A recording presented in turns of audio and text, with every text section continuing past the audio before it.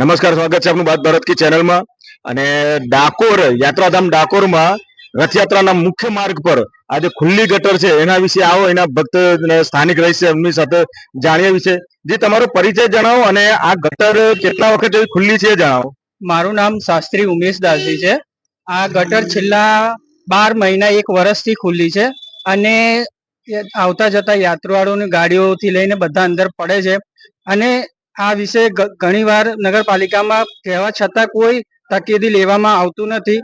આ રથયાત્રા ડાકોરનો મુખ્ય માર્ગ છે જ્યાંથી ભગવાન દર વર્ષે આ રસ્તે જાય છે, છતાં આ રસ્તાનો કોઈ પણ જાતનો દેખરેખ કરવામાં આવતો નતો। આ રસ્તો સાંકડો છે, વારે ઘડીએ ટ્રાફિક આ રસ્તે સર્જાય છે, તેમ છતાં નગરપાલિકા ઓછામાં ઓછા 12 મહિનાથી ખુલ્લી છે। આ રીતે જ છે, 12 મહિનાથી કેટલી વાર અરજી આપી, બધું કર્યું, પણ કોઈ પણ લોકો આવતા નથી।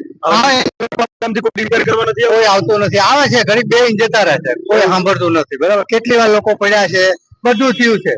એના લીધે જો આ આવશે એને જો આ 2 પિલર તોડી નાખ્યા છે, પિલર દમફળી તોડી નાખે, કેટલું નુકસાન થાય છે, કોઈ સાંભળતા નથી। ઓછામાં ઓછું 12 મહિનાથી આ વોર્ડના મેમ્બરો એમને કહે છે, એક જ કહે છે, કોઈ સામું જોવા આવતું નથી। હા, તો શું પરિસ્થિતિ છે? જે તમારો પરિચય જણાવો અને શું તકલીફ છે, શું તમારી રજૂઆત છે એ જણાવો। મારું નામ રાજેશ શાહ છે, મારી દુકાન છે અહીંયા આગળ, અને તકલીફ એ જ છે કે બસ કયો વિસ્તાર કહેવાય? ડુંગરા ભાગો તકલીફ એ જ છે કે ગટરો ખુલ્લી છે, કેટલા 1 વર્ષથી ગટરો ખુલ્લી છે, તેની વારંવાર સાધનો આવે છે અને ગટરી નહીં પડી જાય છે, એમને ટાયર અને ટ્રાફિકની સમસ્યા થોડી સમસ્યા રહે છે। તો આની રજૂઆત નગરપાલિકામાં તમારે નગરપાલિકા વાળા જોઈ જાય છે, પણ કોઈ કશું કરતું નથી। એટલે 1 વર્ષથી ગટર ખુલ્લી છે પણ નગરપાલિકામાં રજૂઆત કરી છતાં રિપેર કરવામાં આવતા નથી।